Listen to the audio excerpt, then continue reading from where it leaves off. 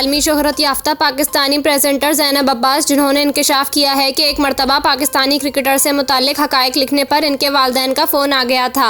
एक digital sports network को दिए जाने वाले इंटरव्यू के दौरान ज़ैनब अब्बास से पूछा गया कि अगर आप किसी क्रिकेटर की किरदारगी से मुताल्लिक कुछ मुनफी बात लिखती हैं तो इन खिलाड़ियों के मद्दाहों का क्या रद्द-ए-अमल होता है। ज़ैनब अब्बास ने हंसते हुए कहा कि आप फैंस की बात कर रहे हैं, मुझे तो क्रिकेटर्स के वालिदैन का फ़ोन आ चुका है।